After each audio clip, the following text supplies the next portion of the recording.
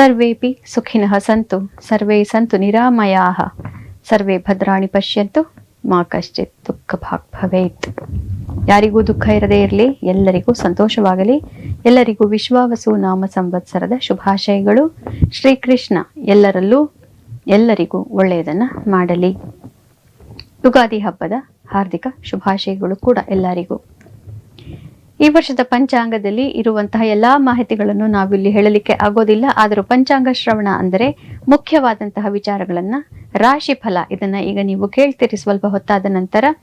ಮತ್ತೆ ಗ್ರಹಣ ವಿಚಾರಗಳು, ಈ ಗ್ರಹಣ ಯಾವಾಗ ಬರುತ್ತೆ ಅನ್ನೋದನ್ನ ಕೂಡ ನಾವು ಗ್ರಹಣ ಆದಾಗ ನಮ್ಮ ಜ್ಯೋತಿಷ್ಯದ ಚಾನಲ್ ಆಗಿರೋದ್ರಿಂದ ಇದರಲ್ಲಿ ನಾವು ಅನೇಕ ಮಾಹಿತಿಗಳನ್ನ ಪ್ರಸಾರ ಮಾಡ್ತಾನೆ ಇರ್ತೀವಿ. ಆದ್ದರಿಂದ ಗ್ರಹಣ ಮತ್ತೆ ರಾಶಿ ಫಲ ಇದನ್ನ ಆಗಾಗ ನೀವು ಕೇಳಲೇಬಹುದು. ರಾಶಿ ಫಲವನ್ನ ಈಗ ಇನ್ನು ಸ್ವಲ್ಪ ಹೊತ್ತಿಗೆ ಹೇಳುತ್ತೇವೆ. ಅದಕ್ಕಿಂತ ಮುಂಚೆ ಮುಖ್ಯವಾದಂತಹ 2 ಫಲಗಳಿರುತ್ತೆ. ಅದು ಏನು ಅಂದ್ರೆ ಆಯವ್ಯಯ, ಅಂದ್ರೆ ಎಷ್ಟು ದುಡ್ಡು ಬರುತ್ತೆ, ಎಷ್ಟು ದುಡ್ಡು ವ್ಯಯವಾಗುತ್ತೆ ಅನ್ನೋದು ಒಂದು ಫಲ. ಮತ್ತೆ ಇನ್ನೊಂದು ಮುಖ್ಯವಾದಂತಹದ್ದು ಕಂದಾಯ ಫಲ ಅಂತ ಹೇಳ್ತೇವೆ. ಈ ಕಂದಾಯ ಫಲ 4 ತಿಂಗಳು ವರ್ಷಗಳಲ್ಲಿ 12 ತಿಂಗಳನ್ನ 3 ಭಾಗಗಳಾಗಿ ನಾವು ಮಾಡ್ತೇವೆ. ಚೈತ್ರದಿಂದ ಮತ್ತೆ ಆಷಾಢದ ನಂತರ ಈ ರೀತಿಯಾಗಿ 4 ತಿಂಗಳಿಗೆ ಈ ಫಲವನ್ನ ನಾವು ಕೊಡ್ತೇವೆ. ನಕ್ಷತ್ರದ ಮೇಲೆ ಇದು ಆಧಾರಿತವಾಗಿರುತ್ತೆ. ಕೂಡಲೇ ಈಗ ನಾವು ಈ ಸಂವತ್ಸರದಲ್ಲಿ ಕಂದಾಯ ಫಲವನ್ನ ತಿಳ್ಕೊಳ್ಳೋದಕ್ಕೆ ಹೋಗೋಣ ಬನ್ನಿ. 27 ನಕ್ಷತ್ರಗಳಿಗೂ ಕಂದಾಯ ಫಲಗಳನ್ನ ಈಗ ನೋಡೋಣ. ಅಶ್ವಿನಿ ನಕ್ಷತ್ರದವರಿಗೆ ಮಧ್ಯದ 4 ತಿಂಗಳು ಸ್ವಲ್ಪ ಕಷ್ಟಕರವಾಗಿರುತ್ತೆ. ಇನ್ನೆರಡು 8 ತಿಂಗಳು ಪರವಾಗಿಲ್ಲ. ಭರಣಿ ನಕ್ಷತ್ರದವರಿಗೆ ಮತ್ತು ಕೃತಿಕಾ ನಕ್ಷತ್ರದವರಿಗೆ ತೊಂದರೆ ಇಲ್ಲ. ಈ ವರ್ಷದಲ್ಲಿ ಅಂಥ ಮಹಾಭಯ ಅಥವಾ ರೋಗ ಭಯ ಯಾವುದು ಹೆಚ್ಚೇನಿಲ್ಲ. ರೋಹಿಣಿ ನಕ್ಷತ್ರದವರಿಗೆ ಕೊನೆಯ 2 ಕಂದಾಯಗಳು 0 ಆಗಿರುವುದರಿಂದ ಮಹಾಭಯ ರೋಗ ಭಯ ಇವೆರಡು ಕೊನೆಯಾಗಿ ಹಣದ ವ್ಯಯ ಕೂಡ ಸಾಧ್ಯತೆ ಇರುತ್ತೆ. ಆಷಾಢದ ನಂತರ ಈ ವರ್ಷ ಸ್ವಲ್ಪ ಕಷ್ಟಕರ. ಮೃಗಶಿರ ನಕ್ಷತ್ರದವರಿಗೆ ಹಾಗೂ ಆರ್ದ್ರ ನಕ್ಷತ್ರದವರಿಗೆ ಹೆಚ್ಚಿನ ತೊಂದರೆ ಇರೋದಿಲ್ಲ. ಸಾಧಾರಣವಾಗಿ ಎಲ್ಲವೂ ನಡ್ಕೊಂಡು ಹೋಗುತ್ತೆ. ಪುನರ್ವಸು ನಕ್ಷತ್ರದವರಿಗೆ ಮಧ್ಯದ 4 ತಿಂಗಳಲ್ಲಿ ಈ ವರ್ಷ ಬಹಳ ಕಷ್ಟ ಆಗೋದಿದೆ. ಒಂದು ರೀತಿಯ ಏನೋ ಭಯ ನಿಮ್ಮನ್ನ ಕಾಡಲಿದೆ. ಪುಷ್ಯ ನಕ್ಷತ್ರದವರಿಗೆ ಮೊದಲ 4 ತಿಂಗಳಲ್ಲಿ ಆರೋಗ್ಯದಲ್ಲಿ ತೊಂದರೆ ಆಗೋದಿದೆ. ಮತ್ತೆ ಆಶ್ಲೇಷ ನಕ್ಷತ್ರದವರಿಗೆ ಕೊನೆಯ 4 ತಿಂಗಳಲ್ಲಿ ಧನವ್ಯಯ ಹೆಚ್ಚಾಗೋದಿದೆ. ಮಖ ನಕ್ಷತ್ರದವರಿಗೆ ಮಧ್ಯದ 4 ತಿಂಗಳಲ್ಲಿ ಸ್ವಲ್ಪ ಯಾವುದೋ ಒಂದು ಭಯ ಕಾಡಲಿದೆ. ಪೂರ್ವ ಫಲ್ಗುಣಿ ನಕ್ಷತ್ರ ಹಾಗೂ ಉತ್ತರ ಫಲ್ಗುಣಿ ನಕ್ಷತ್ರದವರಿಗೆ ಯಾವ ತೊಂದರೆ ಹೆಚ್ಚಾಗಿ ಇರೋದಿಲ್ಲ. ಸಾಮಾನ್ಯವಾಗಿ ಎಲ್ಲ ಚೆನ್ನಾಗಿಯೇ ಇದೆ.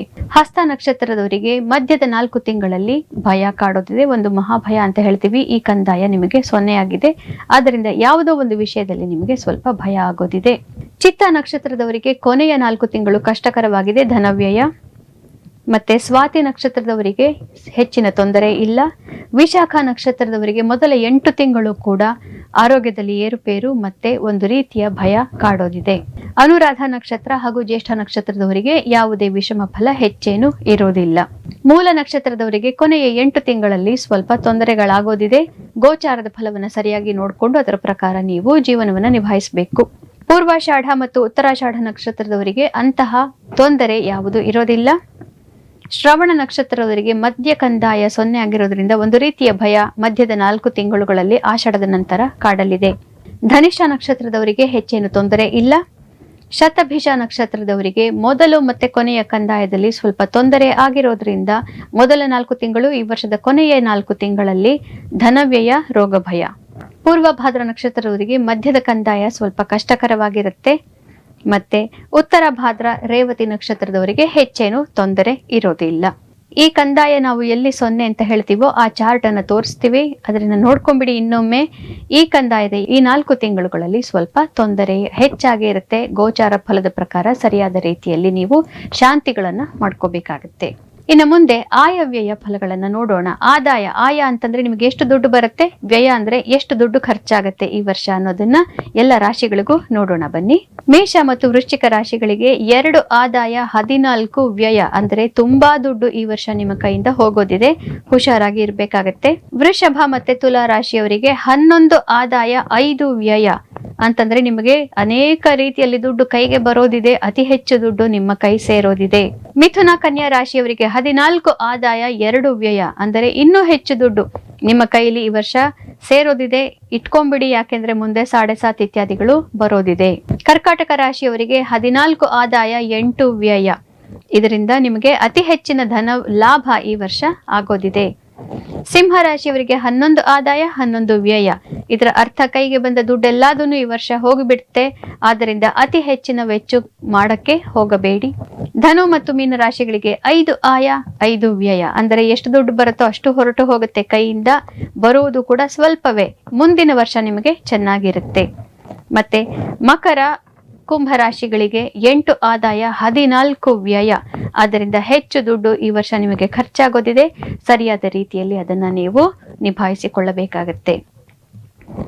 ಈಗ ಪ್ರತಿಯೊಂದು ರಾಶಿಗೂ ಗೋಚಾರದ ಪ್ರಕಾರ ಈ ವರ್ಷ ಈ ಸಂವತ್ಸರದ ರಾಶಿ ಫಲವನ್ನು ತಿಳ್ಕೊಳ್ಳೋಣ. ಆಲಂಬೆ ಜಗದಾಲಂಬಂ ಲಂಬೋದರ ಪದಾಂಬುಜಂ ಶುಷ್ಯಂತಿ ಯದ್ರಜ ಸ್ಪರ್ಶಾತ್ ಸದ್ಯ ಪ್ರತ್ಯೂಹ ವಾರ್ಧಯ. ವಿಶ್ವಾವಸು ಸಂವತ್ಸರದ ಗೋಚಾರ ಫಲ ಎಲ್ಲರಿಗೂ ನಾವು ತಿಳ್ಕೊಳ್ಳೋದಕ್ಕೆ ಸ್ವಾಗತ ಮಾಡ್ತಾ ಇದ್ದೇವೆ. ಈ ವರ್ಷದಲ್ಲಿ ಎಲ್ಲಾ 4 ಮುಖ್ಯ ಗ್ರಹಗಳು ಕೂಡ ತಮ್ಮ ಮನೆಯನ್ನು ಬದಲಾಯಿಸೋದ್ರಿಂದ ಬಹಳ ಮುಖ್ಯವಾದಂತಹ ದೊಡ್ಡ ದೊಡ್ಡ ಬದಲಾವಣೆಗಳು 12 ರಾಶಿಗಳಿಗೂ ಈ ವರ್ಷ ಆಗತ್ತೆ. ಒಂದೊಂದಾಗಿ ತಿಳ್ಕೊಳ್ತಾ ಬರೋಣ ಬನ್ನಿ. ಈಗ ಮೇಷ ರಾಶಿಗೆ ಹಣಕಾಸಿನ ವಿಚಾರದಲ್ಲಿ ಈ ವರ್ಷ ತುಂಬಾನೇ ಚೆನ್ನಾಗಿದೆ. ರಾಹು ನಿಮ್ಮ ಲಾಭ ಸ್ಥಾನಕ್ಕೆ ಬರ್ತಾ ಇದ್ದಾನೆ. ಆದ್ರಿಂದ 18 ವರ್ಷದಲ್ಲಿ ಕಾಣದಷ್ಟು ಹಣಕಾಸನ್ನ ನೀವು ಈ ವರ್ಷ ಕಾಣುತ್ತೀರಿ. ಆದ್ದರಿಂದ ಇದನ್ನ ಕೂಡಿಟ್ಟುಕೊಳ್ಳಬೇಕಾಗತ್ತೆ.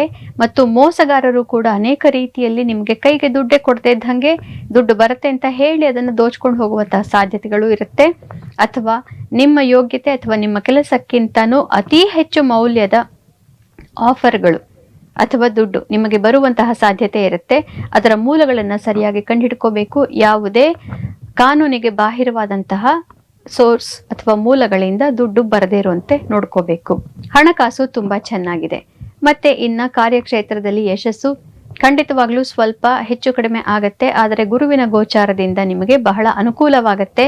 ಮನಸ್ಸಿಗೆ ನೆಮ್ಮದಿ ಮತ್ತು ಅತ್ಯಂತ ಆತ್ಮವಿಶ್ವಾಸ. ಯಾರ್ಯಾರು ಮಾತುಕತೆ ಇಂಥದ್ದು ಬರವಣಿಗೆ ಇಂಥದ್ರಲ್ಲಿ ಇದ್ದೀರೋ ನಿಮಗೆಲ್ಲರಿಗೂ ಕೂಡ ಅತಿಯಾದ ಆತ್ಮವಿಶ್ವಾಸ, ಅಥವಾ ಈ ಉದ್ಯಮದಲ್ಲಿ ಇಲ್ಲದೆ ಇರೋರು ಕೂಡ ಈ ಒಂದು ನಿಮ್ಮ ಗುಣಗಳನ್ನು ಉಪಯೋಗಿಸಿಕೊಂಡು ಕೆಲಸ ಮಾಡಿದಾಗ ನಿಮಗೆ ಯಾವುದೇ ತೊಂದರೆ ಬರೋದಿಲ್ಲ. ನಿಮ್ಮ ಮಾತಿನ ಚಾಕಚಕ್ಯತೆ ಬಹಳ ಮುಖ್ಯವಾಗುತ್ತೆ. ವೈಯಕ್ತಿಕವಾಗಿ ಇದು ಕೇತು ಮತ್ತು ಶನಿಯ ಗೋಚಾರದಿಂದ ವೈಯಕ್ತಿಕವಾಗಿ ಅನೇಕ ಬದಲಾವಣೆಗಳನ್ನು ನೀವು ಮಾಡ್ಕೊಳ್ಳೇಬೇಕಾಗತ್ತೆ. 7.5 ಪ್ರಾರಂಭವಾಗಿದೆ. ರಾಹುವಿನ ಒಂದು ಎಫೆಕ್ಟ್ ಇದರಿಂದ ನಿಮಗೆ ಅಷ್ಟೊಂದು ಗೊತ್ತಾಗದೇ ಇರಬಹುದು. ಆದ್ರೂ ಕೂಡ ಅನೇಕ ಮಿತ್ರರು ಬದಲಾಗ್ತಾರೆ. ನಿಮ್ಮ ಹಳೆ ಮಿತ್ರರ ಒಂದು ಸರ್ಕಲ್ ಬದಲಾಗತ್ತೆ, ಹೊಸ ಮಿತ್ರರು ಬರ್ತಾರೆ. ಆದ್ರೆ ನಿಮಗೆ ಅಡ್ಜಸ್ಟ್ ಆಗೋದಕ್ಕೆ ತುಂಬಾ ಟೈಮ್ ಬೇಕಾಗತ್ತೆ. ಸಹೋದ್ಯೋಗಿಗಳು ಕೂಡ ಹೊಸಬ್ರಿರ್ತಾರೆ. ಆದ್ದರಿಂದ ವೈಯಕ್ತಿಕವಾಗಿ ಸ್ವಲ್ಪ ಕಷ್ಟ ಇರುತ್ತೆ. ಆದರೆ ಹಣಕಾಸಿನ ವಿಚಾರದಲ್ಲಿ ಮತ್ತು ಕಾರ್ಯಕ್ಷೇತ್ರದಲ್ಲಿ ಮೇಷರಾಶಿಗೆ ಈ ವರ್ಷ ಬಹಳ ಶುಭ ಫಲ. ವೃಷಭ ರಾಶಿಯವರಿಗೆ ವೈಯಕ್ತಿಕವಾಗಿ ಸ್ವಲ್ಪ ತಾಯಿಯ ಜೊತೆ ಅಥವಾ ನಿಮ್ಮ ಆಸ್ತಿಪಾಸ್ತಿ ವಿಚಾರಕ್ಕೆ ಸಂಬಂಧಿಸಿದಂತೆ ಅಥವಾ ಮನೆಯ ಒಳಗಡೆ ಇರುವಂತಹ ಜನರ ಮಧ್ಯೆ ಸ್ವಲ್ಪ ತೊಂದರೆ ಆಗಬಹುದು. ಆದರೆ ಹಣಕಾಸು ಮತ್ತು ಕಾರ್ಯಕ್ಷೇತ್ರದಲ್ಲಿ ಅತಿ ಹೆಚ್ಚಿನ ಲಾಭ ಯಶಸ್ಸು ಈ ವರ್ಷ ನೀವು ಕಾಣ್ತೀರಿ. ಹಿಂದಿನ 30 ವರ್ಷಗಳಲ್ಲಿ ಕಾಣದಿರುವಷ್ಟು ಹಣ ಮತ್ತೆ ಕಾರ್ಯಕ್ಷೇತ್ರದಲ್ಲಿ ಬೋನಸ್, ಬಡ್ತಿ ಇತ್ಯಾದಿ ಎಲ್ಲವನ್ನು ನೋಡ್ತೀರಿ. ಆದ್ದರಿಂದ ವೃಷಭ ರಾಶಿಗೆ ಈ 3 ಗೋಚಾರಗಳು ಬಹಳ ಬಹಳ ಶುಭಕರವಾಗಿದೆ. ಆದ್ದರಿಂದ ಎಲ್ಲಾ ರಾಶಿಗಳಲ್ಲೂ ಅತ್ಯಂತ ಶುಭ ಫಲ ವೃಷಭ ರಾಶಿಗೆ ಈ ವರ್ಷ. ಮಿಥುನ ರಾಶಿಗೆ ನಿಮ್ಮ ಕಾರ್ಯಕ್ಷೇತ್ರ ಮತ್ತು ನಿಮ್ಮ ವೈಯಕ್ತಿಕವಾದಂತಹ ನಡವಳಿಕೆ ಇದರಿಂದ ನಿಮ್ಮ ಯಶಸ್ಸು ತುಂಬಾನೇ ಚೆನ್ನಾಗಿರುತ್ತೆ. ಎಷ್ಟೊಂದು ಜನ ಬೇರೆ ದೇಶಗಳಲ್ಲಿ ಹೋಗಿ ಕೂಡ ಮಿಂಚಬಹುದು. ನಿಮ್ಮ ಕಾರ್ಯಕ್ಷೇತ್ರದಲ್ಲಿ ಅತಿ ಹೆಚ್ಚಿನ ದೊಡ್ಡದೊಂದು ಬ್ರೇಕ್ ಥ್ರೂ ಈ ವರ್ಷ ಖಂಡಿತವಾಗ್ಲೂ ಕಾಣ್ತೀರಿ. ರಾಹು ನಿಮ್ಮ ನವಮದಲ್ಲಿ ಇರೋದ್ರಿಂದ ನಿಮಗೆ ರಾಜಯೋಗ ಪ್ರಾಪ್ತಿಯಾಗತ್ತೆ. ಆದರೆ ಗುರು ನಿಮ್ಮ ರಾಶಿಯಲ್ಲಿಯೇ ಇರೋದ್ರಿಂದ ಸ್ವಲ್ಪ ವೈಯಕ್ತಿಕವಾಗಿ ಇದೊಂದು ಸ್ವಲ್ಪ ತೊಂದರೆಗೆ ಒಳಗಾಗುವಂತಹ ಸಾಧ್ಯತೆಗಳು ನಿಮಗೆ ಇರುತ್ತೆ. ಮಿಥುನ ರಾಶಿಯವರಿಗೆ ವೈಯಕ್ತಿಕವಾಗಿ ಸ್ವಲ್ಪ ಈ ವರ್ಷ ಬಹಳನೇ ಹೆಚ್ಚಿನ ಮಾರ್ಪಾಡುಗಳನ್ನು ನೀವು ಮಾಡ್ಕೋಬೇಕಾಗತ್ತೆ. ಆಧ್ಯಾತ್ಮಿಕವಾಗಿ ನೀವು ಮಾರ್ಪಾಡುಗಳನ್ನು ಮಾಡಿಕೊಂಡಾಗ ಜಾಸ್ತಿ ತೊಂದರೆ ಇರೋದಿಲ್ಲ. ಯಾಕಂದ್ರೆ ಕಾರ್ಯಕ್ಷೇತ್ರದಲ್ಲಿ ಎಷ್ಟಿದ್ರು ನಿಮಗೆ ಯಶಸ್ಸು ಇರೋದ್ರಿಂದ ಹೇಗೋ ಒಂದು ನಡ್ಕೊಂಡು ಹೋಗುತ್ತೆ. ಕರ್ಕ ರಾಶಿಯವರಿಗೆ ವೈಯಕ್ತಿಕವಾಗಿ ಈ ವರ್ಷ ಬಹಳನೇ ಮುಖ್ಯವಾಗುತ್ತೆ. ಯಾವ ದಾರಿಯನ್ನ ನೀವು ಆರಿಸ್ಕೊಳ್ತೀರಿ ಅನ್ನೋದು ಬಹಳನೇ ಮುಖ್ಯವಾಗುತ್ತೆ. ಇವಾಗ ನಿಮಗೆ ನಿಮ್ಮ ಎದುರಿಗೆ 4-5 ದಾರಿಗಳು ಇರುತ್ತೆ. ಅತಿ ಆಧ್ಯಾತ್ಮಿಕವಾದಂತಹ ದಾರಿಯನ್ನ ಈಗ ನೀವು ಆರಿಸ್ಕೊಳ್ಳೋದು ಬಹಳ ಒಳ್ಳೆಯದಾಗುತ್ತೆ. ಈ ದಾರಿಯನ್ನು ನೀವು ಆರಿಸಿಕೊಂಡ ಮೇಲೆ ನಿಮ್ಮ ಕಾರ್ಯಕ್ಷೇತ್ರದಲ್ಲೂ ಕೂಡ ಅನೇಕ ರೀತಿಯ ಯಶಸ್ಸನ್ನ ಮತ್ತೆ ಪ್ರೋಗ್ರೆಸ್ ಅಥವಾ ಒಂದು ಪ್ರಬುದ್ಧತೆಯನ್ನ ನೀವು ನೋಡ್ತಾ ಹೋಗ್ತೀರಿ, ಬೆಳವಣಿಗೆಯನ್ನ ನೋಡ್ತಾ ಹೋಗ್ತೀರಿ. ಆದ್ರಿಂದ ಕೂಡ ನೀವು ನಿಮ್ಮ ಕಾರ್ಯಕ್ಷೇತ್ರದ ಯಶಸ್ಸಿಗೋಸ್ಕರ ವೈಯಕ್ತಿಕ ಪ್ರಗತಿಗೋಸ್ಕರ ಕೂಡ ಆಧ್ಯಾತ್ಮದ ಮಾರ್ಗವನ್ನೇ ತಗೋಬೇಕಾಗತ್ತೆ ಈ ಸರಿ. ಇನ್ಯಾವುದು ನಿಮಗೆ ಬೇರೆ ಮಾರ್ಗ ಇರೋದಿಲ್ಲ. ಆದರೆ ಈ ಮಾರ್ಗದಲ್ಲಿ ಅತಿ ಹೆಚ್ಚಿನ ಯಶಸ್ಸು 12 ವರ್ಷದಲ್ಲಿ ಕಾಣದಿರುವಷ್ಟು ಬೆಳವಣಿಗೆಯನ್ನು ನೀವು ಈ ವರ್ಷ ಕಾಣ್ತೀರಿ. ರಾಹು ನಿಮ್ಮ ಅಷ್ಟಮಕ್ಕೆ ಬಂದಿರೋದ್ರಿಂದ ಸ್ವಲ್ಪ ಹಿಂದಿನ ಕಾರ್ಮಿಕ್ ಬ್ಯಾಕ್ಲಾಗ್ ಅಂತ ಹೇಳ್ತೀವಿ ನೋಡಿ, ಒಂದು ಕರ್ಮ ಇದು, ಅದನ್ನ ನೀವು ಈ ಸರಿ ನೀವು ವಾಪಸ್ ಕೊಡ್ಲೇಬೇಕಾಗತ್ತೆ. ಅದರಿಂದ ಕೆಲವೊಂದು ಘಟನೆಗಳು ಸಂಭವಿಸಬಹುದು, ಮನಸ್ಸಿಗೆ ಸ್ವಲ್ಪ ಕ್ಲೇಶ ಆಗಬಹುದು. ಆದರೆ ಹೆಚ್ಚಿನ ಯೋಚನೆ ಮಾಡುವ ಅವಶ್ಯಕತೆ ಇಲ್ಲ. ಹಣಕಾಸಿನ ವಿಚಾರದಲ್ಲೂ ಕೂಡ ಸ್ವಲ್ಪ ತೊಂದರೆಗಳು ಕಾಡಬಹುದು. ಆದರೂ ಕೂಡ ನೀವು ಆಧ್ಯಾತ್ಮ ಮಾರ್ಗದಲ್ಲಿದ್ದು ಖರ್ಚು ವೆಚ್ಚಗಳನ್ನು ತುಂಬಾ ಕಡಿಮೆ ಮಾಡಿಕೊಂಡಾಗ ದೊಡ್ಡ ತೊಂದರೆ ಆಗೋದಿಲ್ಲ. ಸಿಂಹ ರಾಶಿಯವರಿಗೆ ಈ ವರ್ಷ ಮಿಶ್ರಿತ ಫಲವನ್ನ ಕೊಡ್ತಾ ಇದೆ. ಇದರ ಅರ್ಥ ಏನು ಅಂತಂದ್ರೆ, ಮೊದಲನೇದಾಗಿ ನಿಮ್ಮ ದುಡ್ಡು ಹಣಕಾಸಿನ ವಿಚಾರದಲ್ಲಿ ಈ ವರ್ಷ 18 ವರ್ಷದಲ್ಲಿ ಕಾಣದಷ್ಟು ಒಳ್ಳೆಯ ರಿಟರ್ನ್ಸ್ ಅಥವಾ ದುಡ್ಡನ್ನ ನೀವು ನೋಡ್ತೀರಿ. ಗುರು ನಿಮ್ಮ ಲಾಭಸ್ಥಾನಕ್ಕೆ ಬರ್ತಾ ಇದ್ದಾನೆ, ಆದ್ರಿಂದ ಹಣಕಾಸಿಗೆ ತೊಂದರೆ ಇರೋದಿಲ್ಲ. ಆದರೆ ಕಾರ್ಯಕ್ಷೇತ್ರದಲ್ಲಿ ಬಹಳ ಬಹಳ ಮುಖ್ಯವಾದಂತಹ ಬೆಳವಣಿಗೆಗಳು ಆಗತ್ತೆ. ಇದರಿಂದ ಕೆಲವರಿಗೆ ಡಿಮೋಷನ್ ಇತ್ಯಾದಿಗಳು ಆಗಬಹುದು, ಅಥವಾ ನೀವು ಕೆಲಸ ಮಾಡಿದ್ದಕ್ಕೆ ನಿಮಗೆ ಬೇಕಾದಂತಹ ಪ್ರಮೋಷನ್ ಸಾಧ್ಯವಾಗದೇ ಇರಬಹುದು. ಇದೆಲ್ಲದೂ ಕೂಡ ನಿಮ್ಮ ಮಾನಸಿಕವಾಗಿ ಆತ್ಮಸ್ಥೈರ್ಯವನ್ನ ಕಡಿಮೆ ಮಾಡುವಂತಹ ತೊಂದರೆಗಳಿಂದ ನೀವು ಬಳಲಬಹುದು. ಆದ್ರೂ ಕೂಡ ಹಣ ಕೈಗೆ ಬರ್ತಾ ಇರೋದ್ರಿಂದ ಯಾವುದೋ ಒಂದು ರೀತಿಯೆಲ್ಲವೂ ಮುಂದೆ ನಡ್ಕೊಂಡು ಹೋಗುತ್ತೆ. ಮತ್ತೆ ಕೇತು ನಿಮ್ಮ ರಾಶಿಯನ್ನೇ ಈ ವರ್ಷ ಪ್ರವೇಶ ಮಾಡ್ತಾ ಇರೋದ್ರಿಂದ ಪ್ರಾಪಂಚಿಕ ವಿಷಯಗಳಲ್ಲಿ ನಿಮಗೆ ಆಸಕ್ತಿ ಕಡಿಮೆಯಾಗಿ ಅತಿ ಆಧ್ಯಾತ್ಮಿಕವಾಗಿ ನೀವೊಬ್ಬರೇ ಇರಬೇಕು, ನೀವೊಬ್ಬರಿಂದನೇ ಎಲ್ಲವೂ ಸಾಧ್ಯ, ನನಗೆ ಯಾರೂ ಬೇಕಾಗಿಲ್ಲ, ಅಥವಾ ನಾನು ಒಬ್ಬನೇ ಇದ್ರೇನೆ ನಾನು ಹೆಚ್ಚಿನ ಪ್ರಗತಿಯನ್ನ ಕಾಣಬಹುದು ಅನ್ನೋ ಭಾವನೆಗಳು ನಿಮ್ಗೆ ಈ ವರ್ಷ ಬರುತ್ತೆ. ಅದನ್ನ ಆಧ್ಯಾತ್ಮಿಕದ ಕಡೆ ನೀವು ತಿರುಗಿಸಬೇಕಾಗತ್ತೆ. ಕನ್ಯಾ ರಾಶಿಯವರಿಗೆ ನಿಮ್ಮ ವೈಯಕ್ತಿಕವಾಗಿ ಈ ವರ್ಷ ಸ್ವಲ್ಪ ಹೆಚ್ಚೆ ಬದಲಾವಣೆಗಳನ್ನ ನೀವು ಮಾಡ್ಕೋಬೇಕಾಗತ್ತೆ. ಶನಿ ಸಪ್ತಮಕ್ಕೆ ಬಂದಿದ್ದಾನೆ. ಇದರ ಅರ್ಥ ಬೇರೆಯವರೊಂದಿಗೆ ನೀವು ಯಾವ ರೀತಿ ಇಂಟ್ರಾಕ್ಟ್ ಮಾಡ್ತೀರಿ, ನಿಮ್ಮ ದೈನಂದಿನ ಚಟುವಟಿಕೆಗಳಲ್ಲಿ ಬೇರೆಯವರ ಪಾತ್ರ ಬಹಳ ಮುಖ್ಯವಾಗುತ್ತೆ. ಬೇರೆಯವರ ಸಹಕಾರ ಇಲ್ಲದೆ ಮುಂದೆ ಹೋಗೋಕೆ ಸಾಧ್ಯ ಇಲ್ಲ ಅನ್ನೋದನ್ನ ನೀವು ಅರಿತುಕೊಂಡು ನಡೆಯಬೇಕಾಗತ್ತೆ. ಕಾರ್ಯಕ್ಷೇತ್ರದಲ್ಲಿ ನೀವು ಅತಿ ಹೆಚ್ಚಿನ ಯಶಸ್ಸನ್ನ ಕಾಣ್ತೀರಿ. ಯಾಕೆಂದ್ರೆ ಗುರು ನಿಮ್ಮ ಕಾರ್ಯಕ್ಷೇತ್ರದ ಸ್ಥಾನಕ್ಕೆ ಬಂದು ಕೂತ್ಕೊಳ್ತಾ ಇದ್ದಾನೆ. ರಾಹು ಕೂಡ ಷಷ್ಠ ಸ್ಥಾನಕ್ಕೆ ಬಂದಿರೋದ್ರಿಂದ ನೀವು ಹೇಳಿದಕ್ಕೆ ಯಾವುದೇ ರೀತಿಯ ಅಪೋಸಿಷನ್ ಇರೋದೇ ಇಲ್ಲ. ನೀವು ಹೇಳಿದ್ದೇ ವೇದವಾಕ್ಯ ಈ ರೀತಿ ಆಗತ್ತೆ. ಆದ್ರಿಂದ ಕಾರ್ಯಕ್ಷೇತ್ರದಲ್ಲಿ ಅತಿ ಹೆಚ್ಚಿನ ಯಶಸ್ಸು ಈ ವರ್ಷ ಕನ್ಯಾ ರಾಶಿಯವರಿಗೆ. ಆದರೆ ಕೇತು ನಿಮ್ಮ ವ್ಯಯಭಾವಕ್ಕೆ ಬರ್ತಾ ಇರೋದ್ರಿಂದ ಮುಖ್ಯವಾದಂತಹ ಕೆಲವು ಪಾರ್ಟ್ನರ್ಶಿಪ್ಸ್ ಅಥವಾ ವೈಯಕ್ತಿಕ ರಿಲೇಶನ್ಶಿಪ್ ಅಥವಾ ಸಂಬಂಧಗಳು, ಇವುಗಳಲ್ಲಿ ಸ್ವಲ್ಪ ತೊಂದರೆ ಆಗೋದಿದೆ.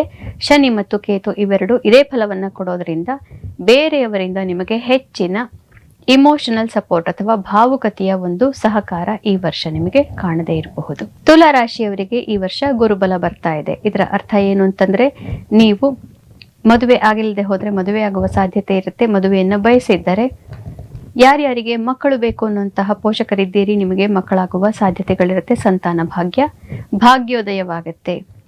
ಮುಖ್ಯವಾದಂತಹ ತಿರುವುಗಳು ನಿಮ್ಮ ಜೀವನದಲ್ಲಿ ಪ್ರಾಪ್ತಿಯಾಗತ್ತೆ. ಆದರೆ ಶನಿ ಮತ್ತು ಕೇತುವಿನ ಗೋಚಾರದಿಂದ ಬೇರೆಯವರು ಅಷ್ಟೊಂದು ನಿಮಗೆ ಸಹಕಾರಿಗಳಾಗಿ ಇರದೇ ಇರಬಹುದು. ಎಷ್ಟೊಂದು ನಿಮಗೆ ನಿಮ್ಮ ಕುಟುಂಬದಲ್ಲಿ ಸಂತೋಷ ಬರುತ್ತೆ ಅಂತಂದ್ರೆ, ಬೇರೆಯವರು ಇಲ್ಲದೆ ನಾನು ಮುಂದೆ ಹೋಗಬಹುದು ಅನ್ನುವಂತಹ ಒಂದು ಭಾವನೆ ಮನಸ್ಸಿಗೆ ಬಂದಾಗ ಬೇರೆಯವರನ್ನ ನೀವು ದೂರ ಮಾಡ್ತೀರಿ, ದೂಡ್ತೀರಿ. ಇದರಿಂದ ವೈರತ್ವಗಳು ಹುಟ್ಟುಕೊಳ್ಳಬಹುದು. ಆದ್ದರಿಂದ ಬಹಳ ವಿನಯದಿಂದ ಮತ್ತು ವಿವೇಚನೆಯಿಂದ ಕೆಲಸಗಳನ್ನ ಮಾಡಬೇಕಾಗತ್ತೆ. ರಾಹು ಪಂಚಮಕ್ಕೆ ಬರ್ತಾ ಇದ್ದಾನೆ. ಆದ್ದರಿಂದ ಮಕ್ಕಳ ಜೊತೆ ಅಥವಾ ನಿಮಗೆ ಪ್ರೇಮ ಪ್ರೀತಿ ಪ್ರಕರಣಗಳು, ದಾಂಪತ್ಯದಲ್ಲಿ ಸ್ವಲ್ಪ ವೈಮನಸ್ಯ ಇರುತ್ತೆ. ಆದ್ದರಿಂದ ನೀವು ಬಹಳ ಹುಷಾರಾಗಿ ನಿಮ್ಮ ಹಣಕಾಸಿನ ವಿಚಾರದಲ್ಲೂ ಡೀಲ್ ಮಾಡಬೇಕಾಗುತ್ತೆ. ಇನ್ವೆಸ್ಟ್ಮೆಂಟ್ ಇತ್ಯಾದಿಗಳಿಗೆ ಪಂಚಮ ಸ್ಥಾನ ಮುಖ್ಯ.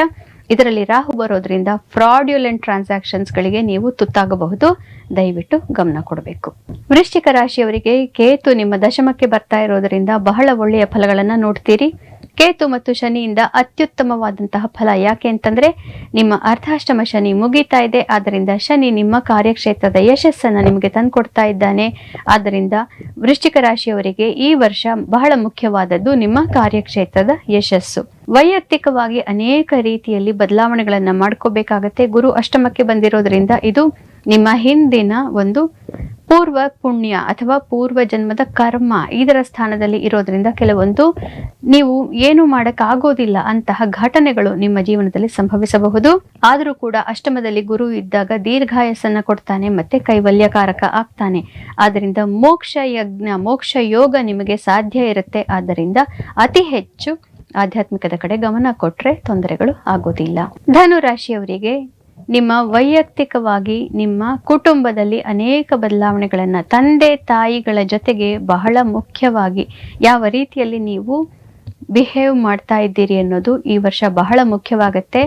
ಶನಿ ನಿಮ್ಮ ತಾಯಿಯ ಆರೋಗ್ಯದ ಬಗ್ಗೆ ಮತ್ತು ತಾಯಿಯ ಜೊತೆ ನಿಮ್ಮ ಸಂಬಂಧದ ಬಗ್ಗೆ ಬೆಳಕು ಚೆಲ್ತಾನೆ, ಮತ್ತು ಕೇತು ನಿಮ್ಮ ತಂದೆಯ ಜೊತೆ ನಿಮ್ಮ ಸಂಬಂಧದ ಬಗ್ಗೆ ಬೆಳಕು ಚೆಲ್ತಾ ಇದ್ದಾರೆ. ಆದ್ದರಿಂದ ಇದರಲ್ಲಿ ನಿಮಗೆ ಅನೇಕ ರೀತಿಯ ಬದಲಾವಣೆಗಳು ಖಂಡಿತವಾಗಲೂ ಅವಶ್ಯಕವಾಗುತ್ತೆ. ಗುರು ಮತ್ತು ರಾಹು ನಿಮ್ಮ ಕಾರ್ಯಕ್ಷೇತ್ರದಲ್ಲಿ ಒಳ್ಳೆಯ ಪಾರ್ಟ್ನರ್ಶಿಪ್ಸ್, ಒಳ್ಳೆಯ ಜನಗಳು, ಸಹಕಾರ ಮಾಡುವಂಥವ್ರನ್ನ ತಂದುಕೊಟ್ಟು ಕಾರ್ಯಕ್ಷೇತ್ರದಲ್ಲಿ ಅತಿ ಹೆಚ್ಚಿನ ಯಶಸ್ಸನ್ನ ಕೊಡ್ತಾರೆ. ಹಣಕಾಸು ವೆಚ್ಚ ಖಂಡಿತವಾಗ್ಲೂ ತುಂಬಾ ಜಾಸ್ತಿ ಆಗುತ್ತೆ. ತಾಯಿ ತಂದೆ ಮತ್ತು ಮನೆಯ ಆಸ್ತಿಪಾಸ್ತಿ ವಿಚಾರಗಳಲ್ಲಿ ಕೆಲವರು ಹೊಸ ಮನೆ ತಗೋಬೇಕಾಗಿ ಬರಬಹುದು, ದೊಡ್ಡ ಗಾಡಿ ತಗೋಬಹುದು. ಇದೆಲ್ಲದರಿಂದ ಜೊತೆಗೆ ಸಾಲ ಇದ್ದೇ ಇರುತ್ತೆ. ಹಣವನ್ನ ಯಾರಿಗೂ ಕೊಡಬೇಡಿ. ಕಾರ್ಯಕ್ಷೇತ್ರದ ಯಶಸ್ಸು ಅತಿ ಚೆನ್ನಾಗಿ ಮುಖ್ಯವಾಗಿ ಇರುತ್ತೆ ಮತ್ತು ಜನಗಳ ಸಹಕಾರದಿಂದ ನಿಮಗೆ ನಿಮ್ಮ ದುಃಖಗಳನ್ನೆಲ್ಲ ಈ ವರ್ಷ ನೀವು ಮರೆಯಬಹುದು. ಮಕರ ರಾಶಿಯವರಿಗೆ ನಿಮ್ಮ 7.5 ಸಂಪೂರ್ಣವಾಗಿ ಮುಗಿತಾ ಇದೆ. ಆದ್ದರಿಂದ ಬಹಳ ಒಳ್ಳೆಯ ಆತ್ಮವಿಶ್ವಾಸದಿಂದ ಹೊಸ ಜೀವನವನ್ನು ಶುರು ಮಾಡಕ್ಕೆ ನೀವು ಬಹಳ ಹುರುಪಿನಿಂದ ಕಾಯ್ತಾ ಇದ್ದೀರಿ.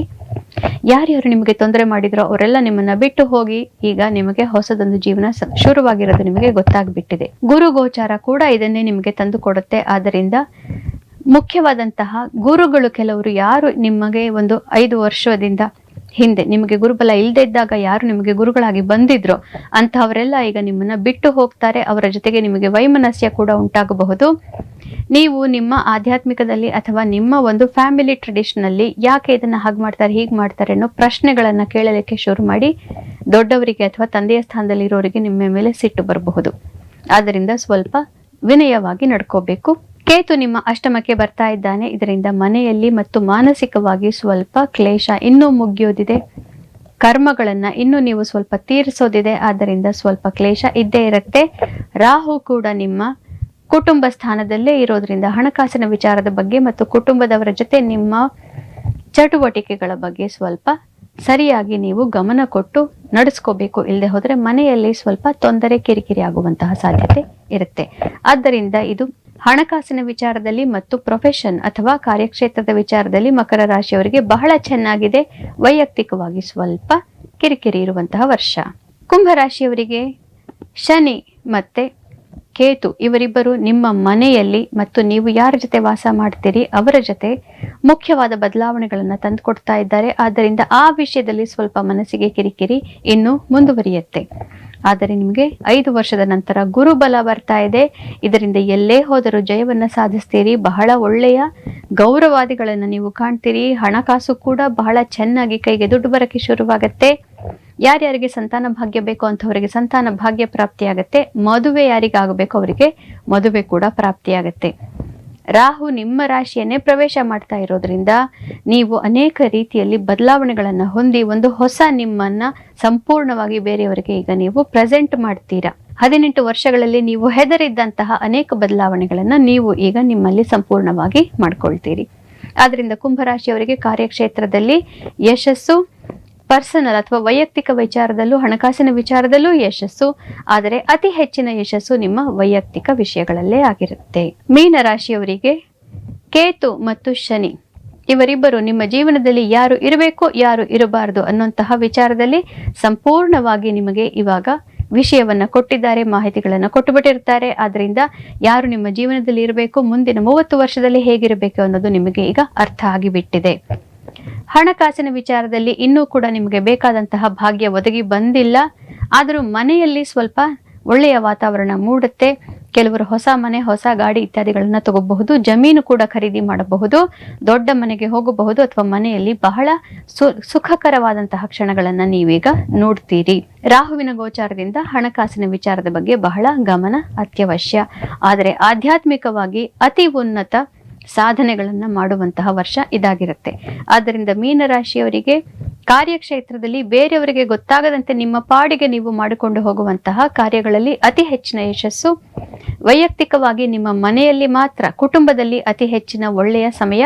ಆದರೆ ಹಣಕಾಸಿನ ವಿಚಾರದಲ್ಲಿ ಇನ್ನೂ ಸ್ವಲ್ಪ ಇನ್ನೊಂದೆರಡು ವರ್ಷ ನೀವು ಕಾಯಬೇಕಾಗತ್ತೆ. ಇಲ್ಲಿಯವರೆಗೆ ನೀವು ಈ ಫಲಗಳನ್ನೆಲ್ಲ ತಿಳ್ಕೊಂಡ್ರಿ. ಈ ನಮ್ಮ ಚಾನೆಲ್ ಅನ್ನ ಪುನಃ ನೋಡ್ತಾ ಇರಿ. ಅನೇಕ ಮಾಹಿತಿಗಳನ್ನ ಮತ್ತೆ ಯಾವ ರೀತಿಯಲ್ಲಿ ಮಾರ್ಗದರ್ಶನ ಈ ಗ್ರಹಗಳ ಚಾರದಿಂದ ನಮಗೆ ಬೇಕಾಗತ್ತೆ ಅನ್ನೋದನ್ನ ನಾವು ಹೇಳ್ತಾನೆ ಬರ್ತೀವಿ. ಎಲ್ಲರಿಗೂ ವಿಶ್ವಾವಸು ಸಂವತ್ಸರದ ಹಾರ್ದಿಕ ಶುಭಾಶಯಗಳು. ಕೃಷ್ಣ ಎಲ್ಲರಿಗೂ ಶುಭವನ್ನು ಮಾಡಲಿ. ಶ್ರೀ ಕೃಷ್ಣೋ ವಿಜಯತೆ. ಶುಭಮಸ್ತು.